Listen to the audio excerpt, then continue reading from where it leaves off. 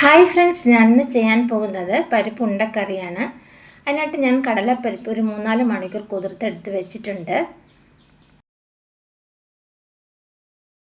ഈ പരിപ്പ് നമുക്ക് മിക്സിയിലിട്ട് തരിതരിപ്പായിട്ടൊന്ന് അരച്ചെടുക്കണം.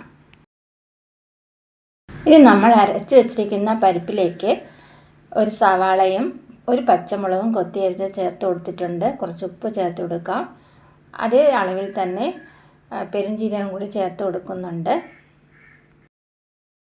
ഇനി ഇവയെല്ലാം നന്നായിട്ടൊന്ന് മിക്സ് ചെയ്ത ശേഷം നമുക്ക് ചെറിയ ഉരുളകളാക്കി എടുക്കാം. നമ്മൾ തയ്യാറാക്കിയ ബോൾസൊക്കെ ഞാനിപ്പോൾ ആവിയിൽ വേവിച്ചെടുത്ത് മാറ്റി വെച്ചിട്ടുണ്ട്. ഇനി നമുക്ക് കറിക്ക് ആവശ്യമുള്ള അരപ്പ് തയ്യാറാക്കണം. അതിനായിട്ട് ഒരു വലിയ സവാള അരിഞ്ഞത് എടുത്തിട്ടുണ്ട്. കുറച്ച് തേങ്ങ കഷ്ണങ്ങളും എടുത്തിട്ടുണ്ട്. 1 സ്പൂൺ പൊട്ടുകടലയും ഒരു ചെറിയ സ്പൂൺ പെരുംജീരകവും ഒരു ചെറിയ സ്പൂൺ സാദാ ജീരകവുമാണ് എടുത്തിട്ടുള്ളത്. ഇനി ഇവയെല്ലാം നമുക്ക് കുറച്ച് എണ്ണ ഒഴിച്ച് നന്നായിട്ടൊന്ന് വഴറ്റിയെടുക്കണം. സവാളയെല്ലാം വാടി തുടങ്ങുമ്പോൾ നമുക്ക് പൊടികൾ ചേർത്ത് കൊടുക്കാം. ഞാനിപ്പോൾ 1 സ്പൂൺ മല്ലിപ്പൊടി ചേർത്ത് കൊടുത്തിട്ടുണ്ട്. 1 സ്പൂൺ കാശ്മീരി ചില്ലി പൗഡർ കൂടി ചേർത്ത് കൊടുക്കുന്നുണ്ട്. കുറച്ച് മഞ്ഞൾപ്പൊടി കൂടി ഇട്ട് കൊടുക്കാം. ഇനി വീണ്ടും ഇവയെല്ലാം കൂടി വഴറ്റിയെടുക്കുക.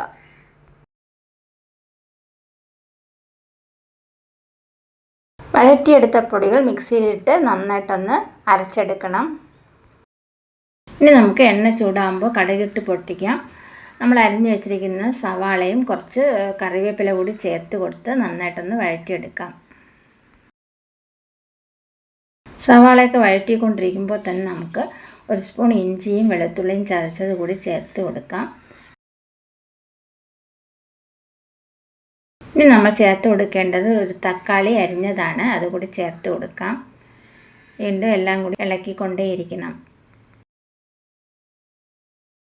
വളരെ ടേസ്റ്റി ആയിട്ടുള്ളൊരു കറിയാണിത്. നമുക്ക് ദോശയ്ക്കും ഇഡ്ഡലിക്കൊക്കെ ഒരു നല്ലൊരു റെസിപ്പിയാണിത്. ഇനി നമുക്ക് കുറച്ച് ഉപ്പ് കൂടി ചേർത്ത് കൊടുക്കാം. തക്കാളിയും സവാളയൊക്കെ നന്നായിട്ട് വെന്തുടയുന്ന സമയത്ത് നമ്മൾ അരച്ച് മാറ്റി വെച്ചിരിക്കുന്ന അരപ്പ് കൂടി ചേർത്ത് കൊടുക്കാം. കൂടെ തന്നെ അരപ്പ് വെള്ളവും നമുക്ക് എത്ര കറി ആവശ്യമുണ്ട് അതനുസരിച്ച് കുറച്ച് വെള്ളം കൂടി ചേർത്ത് കൊടുക്കാം. ഇനി നമുക്ക് തീയൊക്കെ ഒന്ന് കുറച്ച് കൂട്ടിയിട്ട് കൊടുക്കാം. കറി തിളച്ച് വരുന്ന സമയത്ത് കുറച്ച് പുളിവെള്ളം കൂടി ചേർത്ത് കൊടുക്കാം. ഇതൊരു ചെറിയ ഒരു ഉരുള പുളി പിഴിഞ്ഞെടുത്തതാണ്. തക്കാളി ചേർത്തിരിക്കുന്നതുകൊണ്ട് പുളി നമ്മൾ നോക്കിയിട്ട് വേണം ചേർത്ത് കൊടുക്കാൻ. കറി ഇനി നല്ല തിളയ്ക്കുന്നുണ്ട്. അപ്പോൾ നമുക്ക് നമ്മൾ വേവിച്ച് മാറ്റി വെച്ചിരിക്കുന്ന ഉരുളകളൊക്കെ ഇട്ട് കൊടുക്കാം. എല്ലാം കൂടി വീണ്ടും നന്നായിട്ട് ഇളക്കി യോജിപ്പിക്കുക. നന്നായിട്ട് കറി ഒന്ന് തിളയ്ക്കണം. ഉണ്ടകളിലൊക്കെ നമ്മുടെ ആ മസാലയൊക്കെ നല്ല പിടിക്കണം. അതിനുശേഷം നമുക്ക് കുറച്ച് അരിഞ്ഞ് വെച്ചിരിക്കുന്ന മല്ലിയില കൂടി ചേർത്ത് കൊടുക്കാം. ഇനി നമുക്ക് തീ കുറച്ച ശേഷം 1-2 മിനിറ്റ് കൂടി ഒന്ന് ചെറുതീയിൽ ഒന്ന് ഇളക്കി കൊടുത്ത് വേവിക്കുക. അതിനുശേഷം സ്റ്റവ് ഓഫ് ചെയ്യാം.